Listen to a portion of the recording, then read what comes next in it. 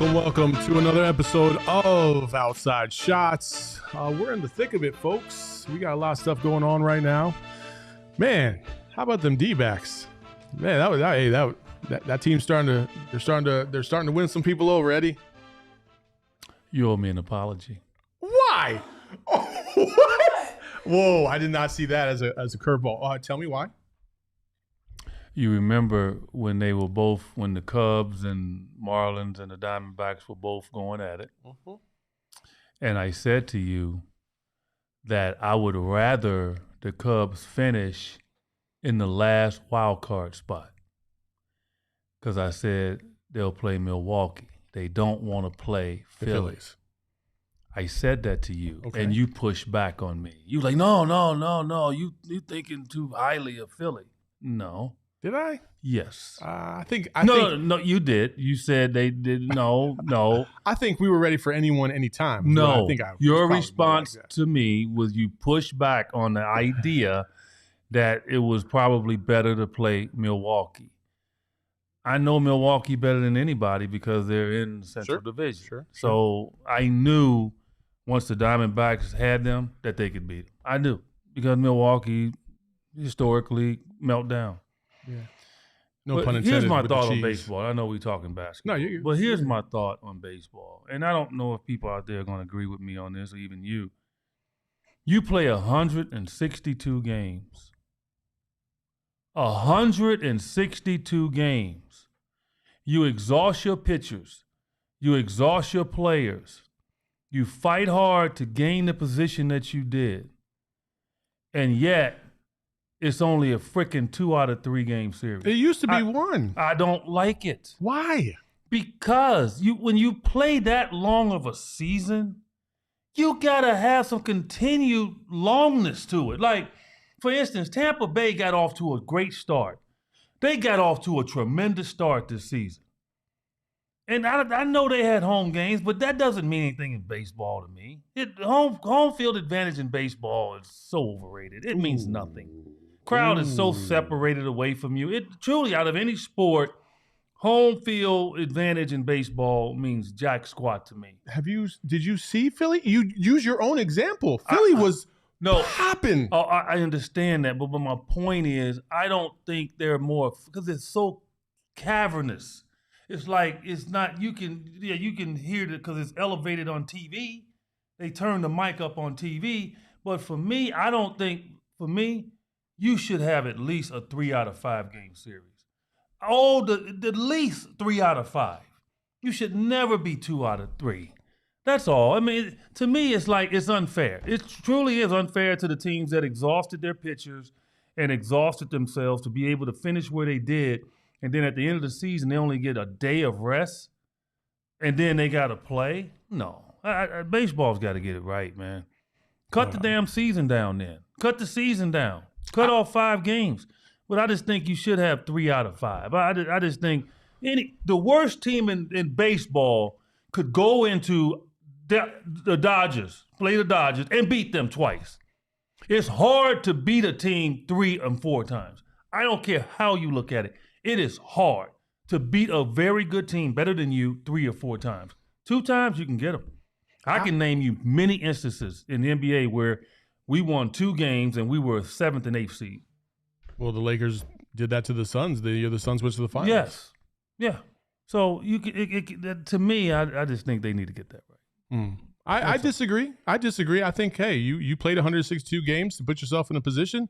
You put yourself in that position as a second, third wild card team. You play a best of 3 series. I think that's plenty good enough. I think that's just fine. I have no problem. I did not like the 1 game playoff because I agreed with you. Like one game. Like, what if your rotation didn't set up to where you're going to use your best pitcher in that one game? That's kind of terrible. But I think especially if you have home field advantage in those 3 games like Milwaukee did, that's just no excuse. You got to show up. You got to, against Milwaukee, they had an injured pitcher. One of their star pitchers was injured as well, and so he couldn't even pitch in this round. And who knows if he would have been able to pitch the next round. I think 3 games is plenty. Again, the Dodgers, the Braves, the Astros, they're all sitting at home just waiting for this round to be over with. They don't need a whole week off. It's be good. OnStar, welcome back, Josh. Good to see you in the chat. He says, I disagree. I think baseball fans can really get inside the player's head better than anywhere else, chirping at them in the dugout when they're practice swinging on deck in the outfield incessant. No. No. No. They can't. People that's in the stands tend to think they can buy. Don't you understand that athletes have been conditioned since the day they got on a field to ignore your asses? Some of them got rabbit ears, though. You know that. But they use that as ammunition to focus more. You can't mess with guys that have gone through this since Little League all the way to the professional ranks, man. No. That's true. Trust me, I played in the NBA. The fans are on top of you. Trust me. The Utah Jazz had a heckler on every damn corner of the arena. And go ask them what they called me. The Jazz Killer. I loved it. Ate it up and wanted to show them. You all don't affect us like you think. It's kind of ironic, though, huh? They called you the Jazz Killer when they took the Jazz to Utah and essentially killed Jazz. Also, on top of that, I will agree with you on that. I absolutely agree with you on that. I remember an instance when I was in college and we were playing against Eastern Arizona. Shout out to Thatcher and I think Stafford, something like that, Arizona. We were playing out there, and there was a group of football players out there in the corner that were just making fun of me at every which turn. Mm-hmm. I dropped 18 in the second half. We beat their ass, and I just kind of smiled at them because, that's the fun part of sports is when you can give it back. And the Suns are trying to give it back on the court. They're, we're going to call this the wear and tear of the preseason training camp. They're in the thick of it. And I thought we would take this episode, Eddie, to kind of get a peek behind the curtain, so to speak. These practices are closed to the public. They're closed to the media until the last, little bits. And so we don't get to see all the little details and all the things that go into a training camp. So I had a lot of questions for you to kind of educate our fans on what training camp is all about. Right. Okay. So first and foremost, okay, when we're talking about training camp and you got new players like you do now, does everybody get a playbook, of sets that you're going to run through the season, offensively, defensively, concepts, things of that nature? Or do they show up and day one or maybe the day before the first practice, everybody kind of has a general meeting, talks about some of the concepts, and then you got to practice with those concepts in mind as you move forward? How does that all work? Depends on the coach. It depends on the coach, and then obviously the oldness and the newness of your team. If this coach has been with players for a while, he only has to really catch 2 or 3 guys up. He might not send anything out. But yeah, we do book like this, but it's ever changing. You can give you a book, and they give you some with terminology and what they like to do. I'm sure in today's game now they've gotten even more analytical ahead of themselves, where they're telling you where you should shoot from and all that. Robots. Yeah, I mean, it's different. Different coaches have different ways of doing things, but yeah, I mean, it's the terminology. That's why I say most young players that come to the league, they have no idea what they're encountering, mm-hmm. and that's why they sometimes struggle, because plays change every game. I played for Larry Brown. We'd run a play called, say 1B or 1C. Well, if you miss practice, it'll still be 1B or 1C, but he changed the play. Yeah. So he won't change the number, he'll change the play. Like a variation of the play or the entire play? He might change the entire damn play, man. Okay. And so you got to stay on top of that. And so, yeah, it's different ways, but, most coaches will have a book that'll give you and talk about certain things, tendencies and how we're going to play and all of that. It's constantly stuff in a player's locker. Like every day you walk into the locker room, you're going to see tons of stuff on your chair, in your locker that you have to stay on top of, whether it's from the team, whether it's from the league, whether it's from the Players Association, or what have you. It's always stuff that you're constantly having to take in. So, yeah, training camp, that's what it's school. And it's unfortunate these guys don't stay in training camp long. When I was in training camp back in the day, we went 28 days. We'd had training camp start October 1st, and we'd be in training camp to October 28th. And we played 9 exhibition games in that span of a month. And we go 2-a-days virtually every day. We would practice on the day of an exhibition game. I'm saying taped practice. Yeah. You try to put that on these guys right now, they'd call in the Marines. It's not happening. They call it the Marines. It's not happening. That's not the way it is. I was at Denver Nuggets camp yesterday with my radio show, interviewing them. I just travel around. I have to do my show in different locations for training camp. And, beautiful facility in San Diego. And, 5 courts and all of that. And they're having to get all this stuff done. They're on every court because they can only practice one time. They can't go back-to-back 2-a-days. And if they do 2-a-days, they can't tape the second practice. It's crazy. That's wild. So it's a lot of teaching too. So yeah, it's laborious, man. It's not easy. I wasn't always enthralled with training camp. Yeah. Because you're gonna work. One of the other things that I had a question about was like, we saw that clip of Devin, Katie, Beal, and at the time DA. They were all walking out of the gym at UCLA. But you saw some of the assistant coaches, Kevin Young, Miles Simon, and stuff like that. Right. Are they getting a head start on that kind of stuff? Do other teams do that kind of stuff? Oh, yeah. It's not a practice per se, but maybe they're just like, hey, we're gonna. Teams work out players all the time during the off season, summer. Teams will dispatch their assistant coaches to certain cities. Is that legal? Yeah. Okay. Yeah. Okay. They'll So I didn't know dispatch that. their coaches to certain cities, and they'll work out guys. You Okay. can't have an organized practice with everybody in there, right? Gotcha. Because the Players Association would push back on it. I don't think the league would too much care about it, but the Players Association would not like it. So the players have control that way. So, yeah. So, like when they're in L.A. or something, they can have individual workouts. But I think they can only have a certain number of guys in the gym or in the area at the same time that they're working out. They can't do it as a full team. Yeah. It's constant. As soon as the season's over, you normally, when you're a young player, you're taking a couple of weeks off and you're right back at it every day. You're an older player, you'll probably take a month or so off. If you're a super older player, like I was at the end of my career, I'd take 2 months off. Yeah. I wouldn't even touch a ball. Like my last 5-6 years in the league, I didn't touch a ball till August. Wow. Literally. I ran, I lifted, but I didn't touch a ball. So it's different ways to do it. But these guys, September 1st, they were here in town. Mm-hmm. It's normally after Labor Day, and they're playing every day. So they're familiar, and the coaches can watch. So they'll take them to the side and say, hey, run this, run that. You have veterans on there that can run certain things that you are going to work on. And so, so it's an unorganized practice. That's what it is. Okay. But so when we're going through the Suns right now, they had a 2-a-day on their first day of practice, which was on Tuesday. Mm-hmm. Then they just had a single day of practice yesterday. Same thing, I assume, for the rest of practice. How, when it comes to 2-a-days, obviously you just mentioned it a little bit ago, you guys used to run 2-a-days basically every single day, right? Even on game days. Yeah. You know what I mean? Like that's a grind. Now the rules have changed because the Players Association didn't want the wear and tear on the athletes like it is now.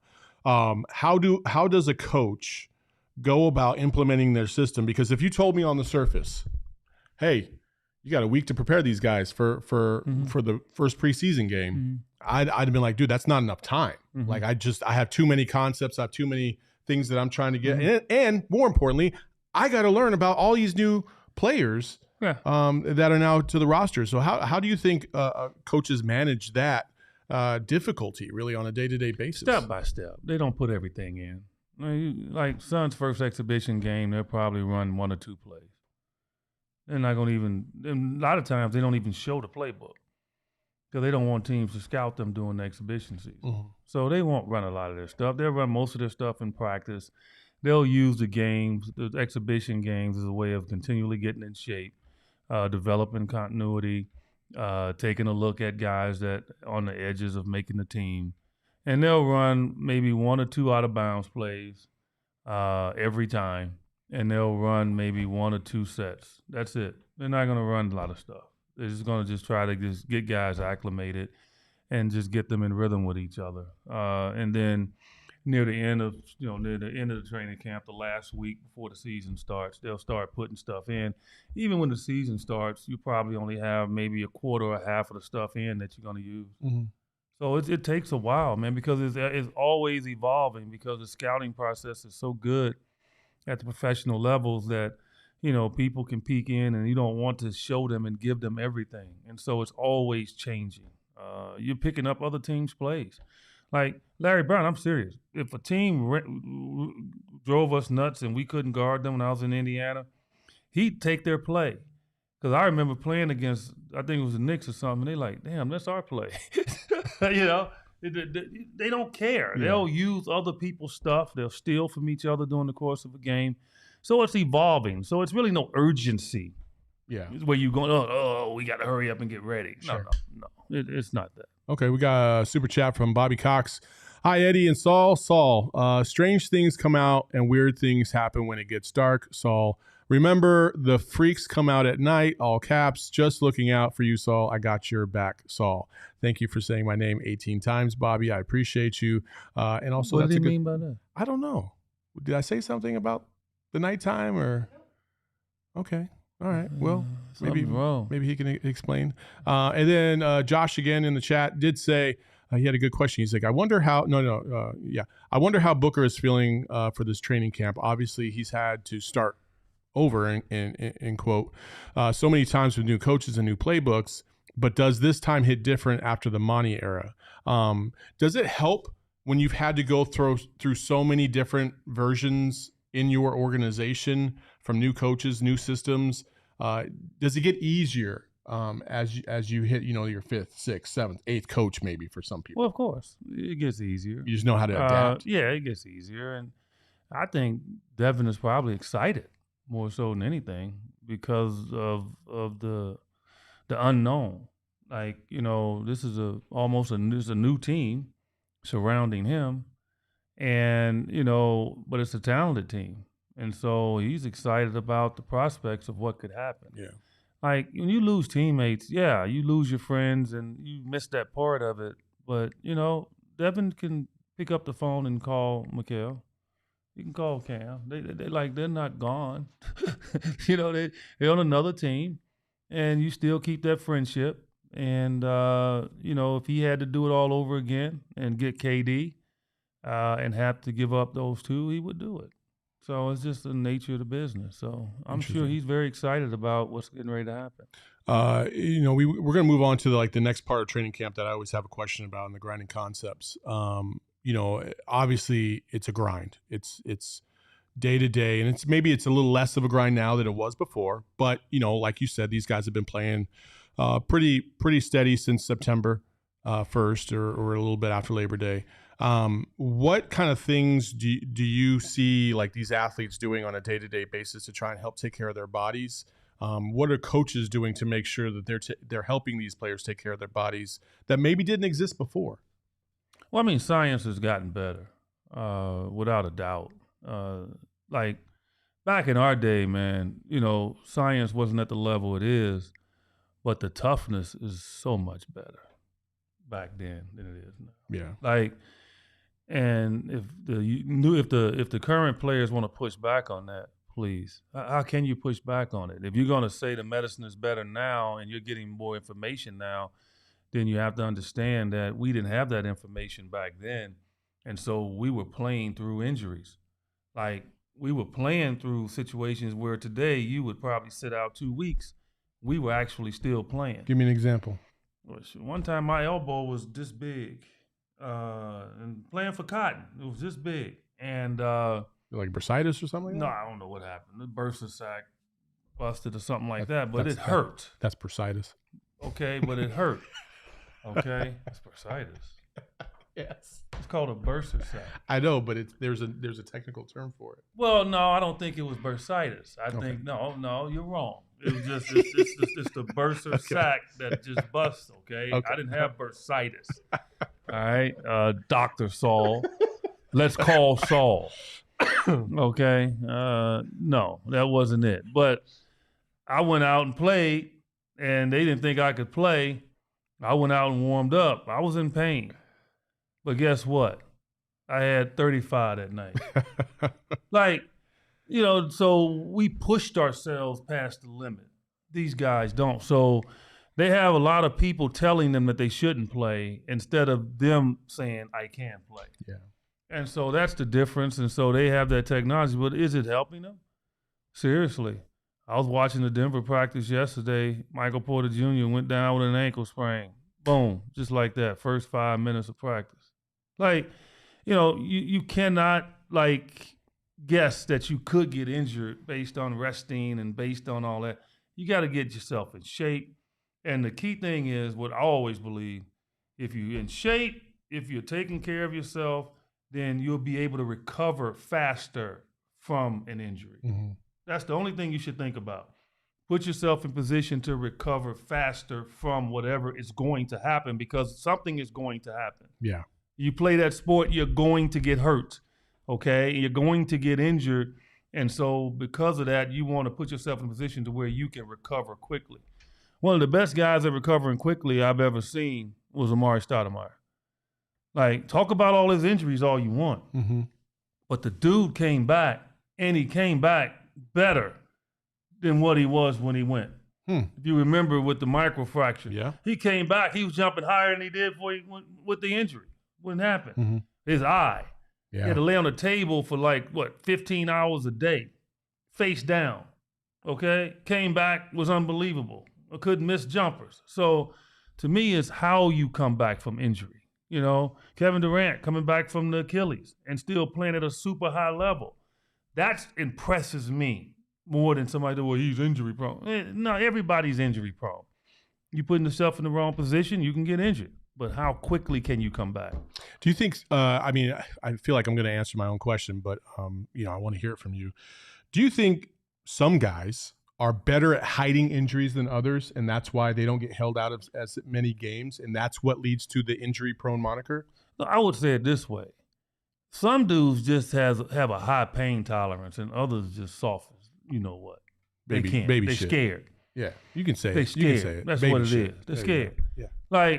I'm not patting myself on the back, but I will tell you, I rarely took pain medicine. I just deal with the pain. Would you just put on that John the Conqueror route and just rub it around or what? Look, I might take a Advil, but I wasn't taking that hardcore stuff. Okay. One time I took that Propofol, whatever it is that the athletes can take, and it makes you feel like you're 5 years younger. I'm not kidding you. And I once had a teammate, I won't say his name, but he would take it every game. And so one time my back was hurting, I took it. And I'm serious. I felt and I was 35 at the time, I felt like I was freaking 23. And it scared me. It literally scared. I was dunking in the layup line. They were looking at me like, what the heck?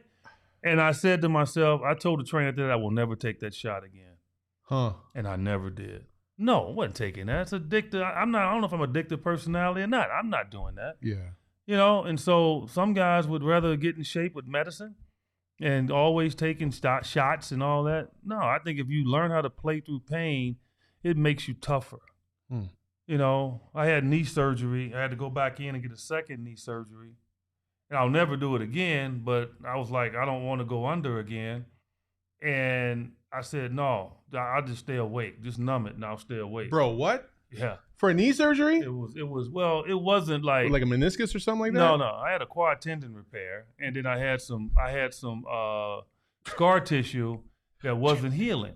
Dude, and so he said, Eddie, we got to go back in. You are different now. He said, you said, wait, I got to go back to this. You said, no, I don't want to be put under because they got to open you up. They got to get inside you Yes. to fix whatever was going on. Yes. And you were like, nah, just, Yes. give me a piece of wood and a Yes. belt and I'll just go. He numbed the area of my knee. He numbed the area. And I'm watching it, right? He numbed the area. He numbed the area of my knee. And so he took the scalpel out, right? And, the scalpel is cold, right? So he put the scalpel on my knee, and I felt it. Uh-huh. I said, oh, hey, man. Hey, man. Whoa. Because it's like ice cold. It's cold. Uh-huh. I said, hey, man. He said, what? I said, I'm not numb all the way yet. So he had to go back in there and numb me up some more. And then when he did it, yeah, I saw he slit the area. Did you watch it the whole time? Yes, I watched. I'm telling you, I said I'll never do it again. But he slit the area, okay, and I saw it open up, right below my kneecap. It opened up. I could see the scar tissue. And so then he took this thing, man. It's almost like one of them like irons, like you do in carpentry. It's like it burns. Yeah, cauterizer. Yeah, and he put it on there and they started burning that thing up. And I didn't have a problem with watching it. The smell. Yeah. The smell, man. Oh my God. The smell got me. And because I didn't want to go under, because I have now that they changed the way that they put you under with the Michael Jackson stuff, that he got addicted to. Fentanyl? Yeah. No, not fentanyl. It's propofol or something like that. Propofol, yeah. And so now I'm fine, but back then they didn't have that. And so I had a hard time waking up. Okay. Like I woke up one time, doctor was slapping me, trying to wake me up, and I didn't know what the heck he was doing, and I slapped him. So I was like, I don't want to go under. Wow. So yeah, they did that. But again, like you some people can take pain and some can't. And I don't believe in taking high pain medicine, man. Wow. I just don't. Advil is it. I will just be in pain. No, they got to knock me out. The only time I've ever been in surgery and them not knock me out was, and hopefully this isn't graphic, but I've been snipped, so I don't have kids. You know what I mean? Like, and I like pain. I'm freaky. And you're that's funny. That is really funny. No, I don't like that kind of pain. You believe that? Hello, goodbye. Oh my God.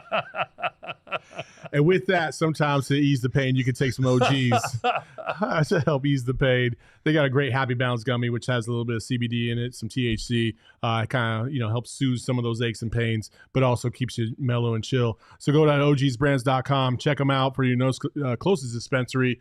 Remember, you must be over the age of 21 to enjoy and enjoy responsibly. And remember to follow them on social media at OG's Brands on both Instagram and on Twitter. They're a fantastic follow. Check them out. Great stuff. Let's get to Media Day because we got to wrap the show up real soon. Media Day, it felt like it was like just a epic poem because it felt like it was 18 hours that day because they marshaled all 49,000 people that are new to the organization to come to the stage and talk. So what were your biggest takeaways from Media Day? Like, was there a specific individual that you thought, man, I really like that guy, or a situation, or cumulatively, what have you? It was the largest media day I've ever seen. Yeah, that's true. When I walked in, I was like, "What are all these people doing over here?" And I saw Matt Ishbia obviously at the podium then, but the setup that the Sun set up was brilliant. I loved it. I truly did. Right out there, right in the, what do you want to call it? The foyer, the large foyer. Yeah. Vestibule, is that what they call it? Yeah. In the front of the arena. But man, the throng of media was like reminded me of a finals. Like it was that many media that was there, and all the teams opened up that day. So they was dispatched, media people dispatched everywhere. But in this time and day, man, with all the podcasts and all these different entities now, it's crazy with the sports-related news sources. Like, We're a podcast, Eddie. I know. Okay. No, I know. It's a good thing. It's not a bad thing. So, yeah, that was impressive. So I like that aspect of it. Devin, KD, and Nurkic, all them guys, they kept the throng there. Then when the other guys came up, they only had about 8 or 9 guys there. It take a little ego hit there, but I mean, that's what it is, man. yeah, but it's still a little ego hit. But still, it was tremendous. We had our radio show, SiriusXM NBA Radio, off to the right. So we had an opportunity to interview a lot of the players as they came off the podium as well. So, look, we got some players on this team that know exactly what to say to the media, right? And Devin is excellent at it. KD's excellent at it. So, you're not going to get a ton. I think Vogel is going to be really great for the media here in town. He's very outspoken guy, but he just has an aura about him. Yeah, that he's easy makes to talk you comfortable. to. Yeah, and so that's going to be nice, I think, for the media here. Everybody has their own way. Like Monty was a little bit more closed off, but that's okay. I mean, to each its own. It wasn't a negative for Monty. I'm just saying in regards to Vogel, he's a little bit more. He opens up to you in a sense, and so. That's going to be nice. I like that. I got an opportunity to interview KD, Nurkic, Bradley Beal, and Eric Gordon, and all of them were just super excited. Yeah.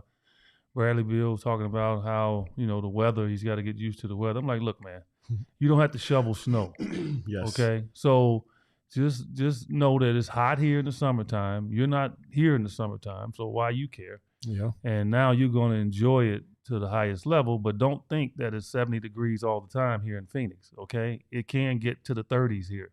So don't wake up in the morning and go out the house with shorts on, okay? Yeah. So he laughed. He said he knew. And so he's very excited. They're all getting the question of point guard, obviously. Yeah. And they all said to him, man, like, look, we can all handle the ball.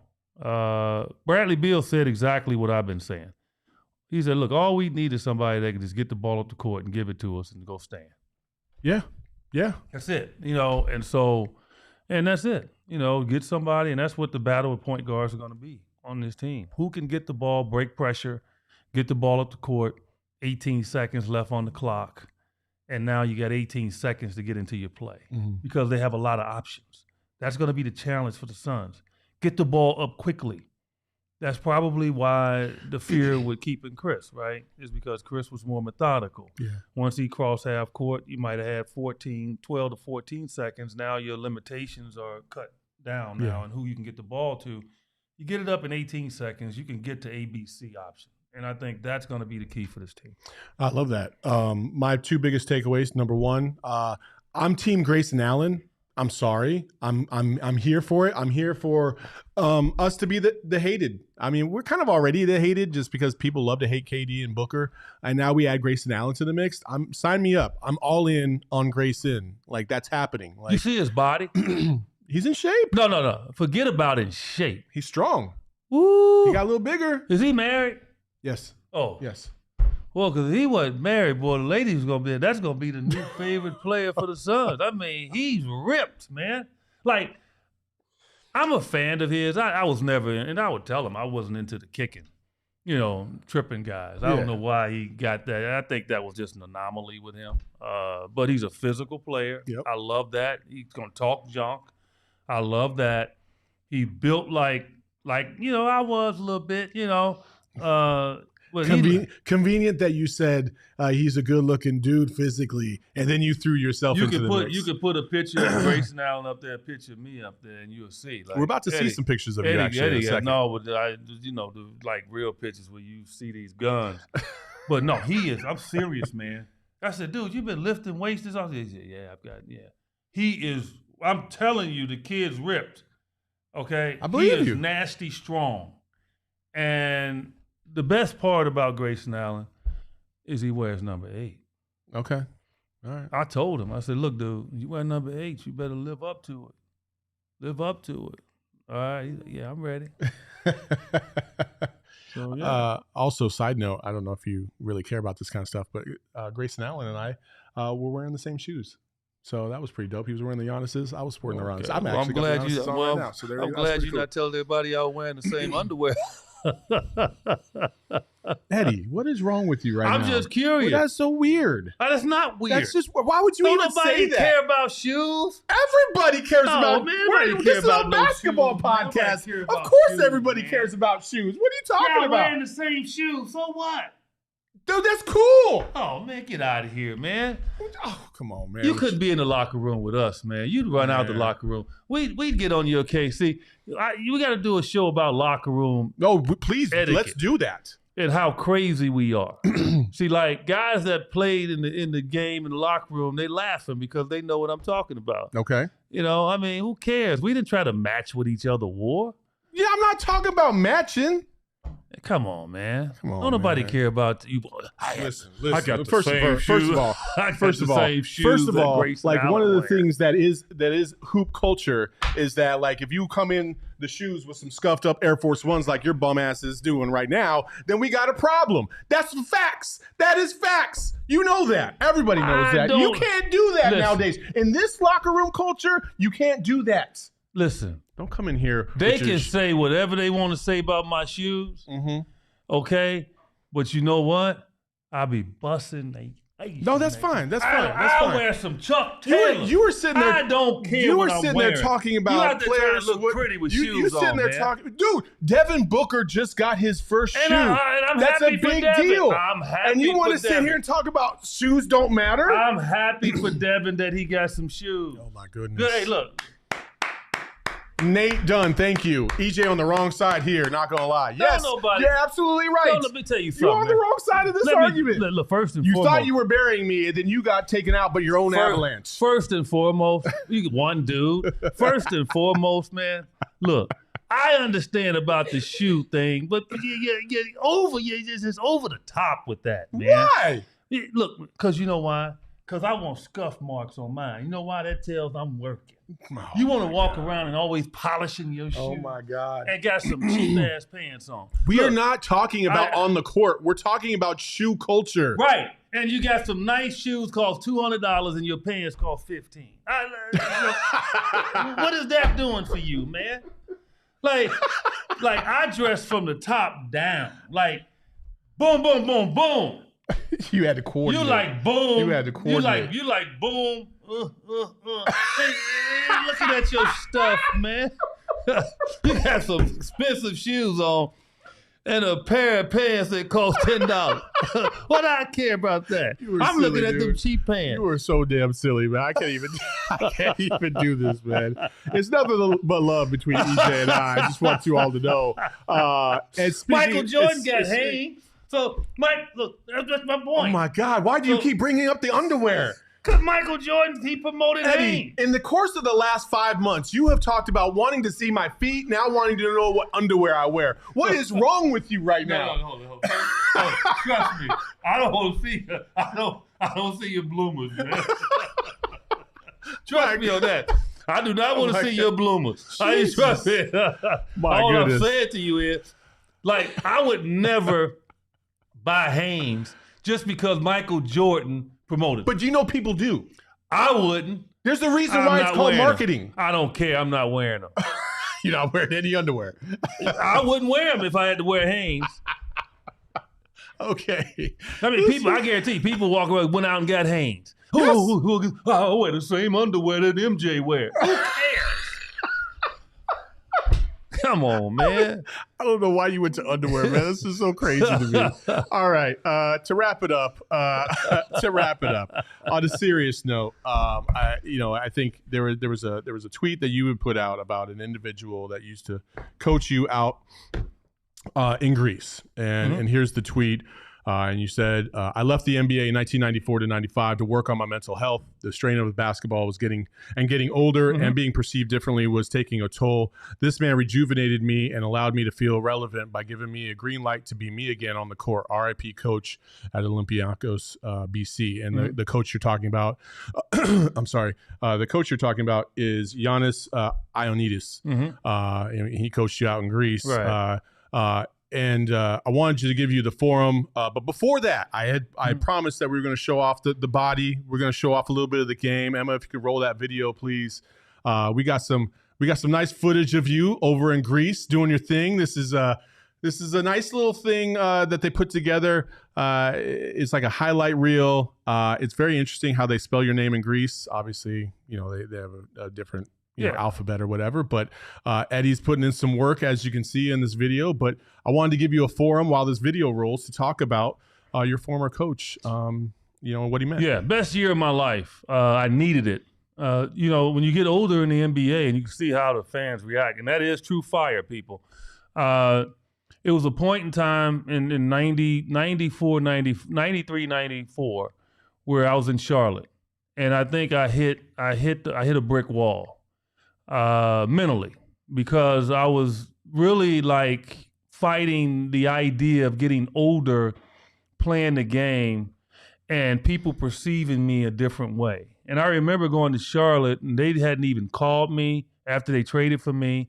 When I got there, they wondered if they would keep me, and I kind of hit a wall, because I was still playing at a high level. But Alan Bristow, who's the coach there, he saw it a different way, and he went out of his way to make sure that I could not shine. He would limit my minutes. If I got hot, he'd take me out. It was just almost like he just didn't want to give in to the thought that I should command more minutes. And at times during that year, he had to play me, and I averaged over 20 and 7-8 rebounds. And yet when the guys came back, he would put me back on the bench. And I think I hit a wall mentally, and I went through a tough time.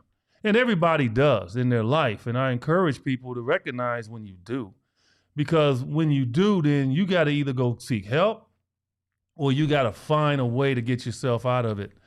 And for me, I said, okay, I got to find a way to get myself out of it. And lo and behold, I was in my free agent year.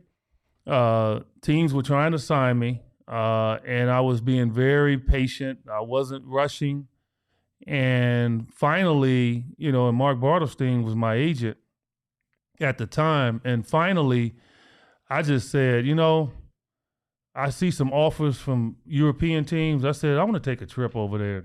Just take a look. And I took a trip to Greece and went in, walked in, met the owner, met the team, worked out with them, stayed there for about 3 or 4 days. I took about 2 bags, and I've got NBA teams trying to sign me, different teams, Indiana, Houston, all of them. And I called home. I told my wife, I said, I'm staying. And it blew her away.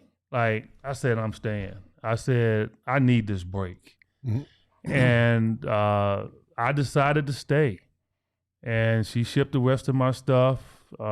She came over a few months later. And I didn't know anything about Athens, Greece. I was like there by myself. I was living well. They were treating me well. So people don't feel sorry for me. I was in a 4-level house on the Mediterranean, okay?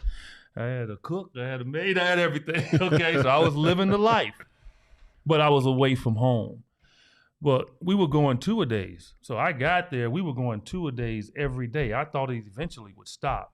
We went 2-a-days for 9 months.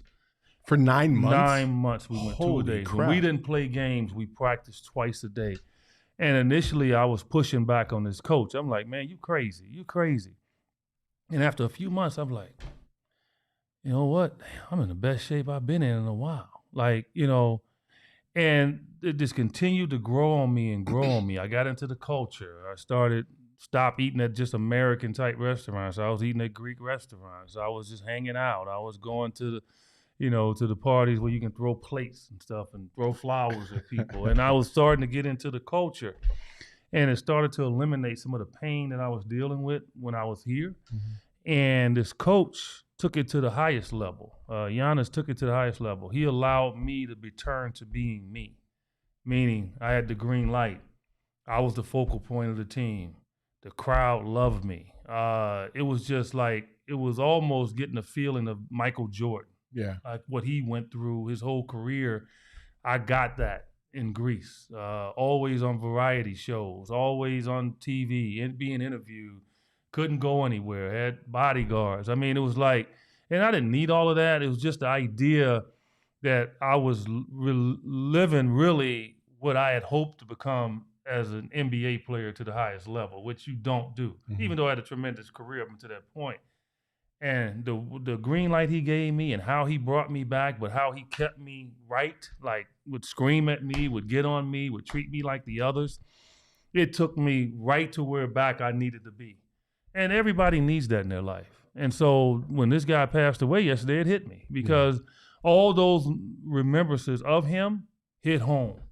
Everybody needs a person like that in their life or a situation in their life. And I applaud and I push for everybody that's going through some type of mental setback to always be conscious of that. Because I was on the edge. I'm not kidding you. I was like having a difficult time.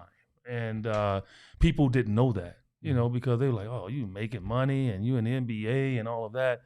But what people don't understand is there's a high percentage of players in the NBA that go through what I went through all the time. And I've learned to counsel a lot of those players. And a lot of those players are Hall of Famers that I've counseled, that I communicate with and talk to. And I know that they went through it when they were playing. And it's just a tough place to be. It really is, man. But you got to know how to get yourself out of it. That dude helped me get out of it, even though he was crazy.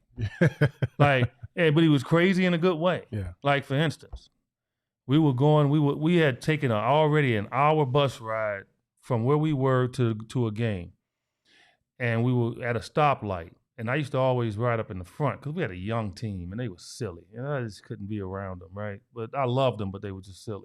So I was up in the front and I saw a black cat cross the street. And he would not let the bus go across where the black cat crossed. He was that, Greeks are very superstitious. Yeah. He made the bus turn around and we had to drive an extra 35 minutes to get back to the arena. We got there like around game time. He refused to cross the black cat. So a week later, because animals are free to roam in Athens, I had like 15 cats near my house. So I grabbed one of the cats. He was a black cat, put him in the car because I didn't want to practice that day. So I brought the cat to the arena. I let the cat go in the arena and I went downstairs. I said, hey guys, we got the day off. So the black cat was running around the arena. He came out, he saw the black cat. Practice, it's over. It's all, get out of here. Oh my I never told him until at the end, after we had won the championship in Greece. I told him that. He was hot. But yeah, man, but he was a great coach. And, a lot of Greek fans actually watch this show. They watch our podcast. And so, and give our condolences out to Giannis. Ioannidis is a tremendous coach, and he's going to be sorely missed. Well, thanks for sharing that story, man. And that's something that's beautiful about life is that you just never know what situation you're going to find yourself in and what that situation can do for you. Even if it doesn't look like it might be the most ideal on the surface, sometimes funny things happen. I had a similar experience moving to Manhattan, Kansas. And, I won't go into the length of details that you did, but, that kind of changed my life. You know what I mean? And I never thought that being in the middle of nowhere, Kansas, with a population of 20,000 people would do that for me. Again, you just never know what things are going to lead to what in your life. And it's great that you had an open mind to really be able to receive it all, because that's the other challenge to this, is that you have to be willing to accept the help, even if it's in an indirect manner. You got to. Everybody goes through depression, man. Yeah. And if you're out there and you're trying to avoid it, you're doing the wrong thing. You got to get help, or you got to just pick up self-help books if you're embarrassed by it, and just find a way to work through it, because it's not fun. It's not fun. And like I said, most professional athletes, college players, high school players, it does not matter, go through depression, and you have to identify it and get through it. And if you go to Greece now, you got to understand, Eddie's still big there. Eddie's still big in Greece. All right? So anytime I got friends that always go to Greece, and I tell them, just say my name. All they got to do is they find out, what team do you support? And you tell them Eddie Johnson played for Olympiacos, you will probably get a free meal. Okay? So just understand that. My Greek friends don't want me to tell you all that, but they're under orders. They have to treat you well. If you go to Greece and you actually say my name. And it's been a lot of years since I've been there. I think the last time I've been there was, I don't know, about maybe 10, 15 years ago. but they always bring me back when I want to go back. It sounds like we need to make a trip, Eddie. Hey, look, I'll tell you this. If I can pat myself on the back. Oh, that's what we do on this show. I mean, you do it every day. Why not? You might as well do it. If we did go there and I alerted the media in Greece that we were showing up, I guarantee the airport would be packed. Dude, we're doing this. I guarantee it. I appreciate you sharing that story. Sometimes you know that those things can be a little vulnerable, and I always think it's great to give people insight into those types of things because it brings a sense of reality. Mm-hmm. And we all go through this stuff, and not something to be ashamed of. We all go through it, and people just deal with it in different ways. So nothing wrong with you. Something wrong with you. No perfect person. There you go. Boom. That's a perfect quote right there. Thanks so much for joining us today. That's another episode of Outside Shots. You can follow my man on NBA, Sirius Satellite Radio, NBA show, NBA Today. Damn it. I always get that wrong. 1 to 4 Pacific. Well, you're not on the show. Why should you have to remember? Yeah, it's true. Yeah. You can join him and Justin. I remember Justin, Germany. So there's that. You can follow him on Twitter as well at JumpShot8. You can follow me on Twitter at Saul_Bookman. You can follow the show at PHNX_Suns. We'll have more today at 3 o'clock with Lindsay and the crew as we talk more about day 3 of training camp. Until then, take care of yourself and peace.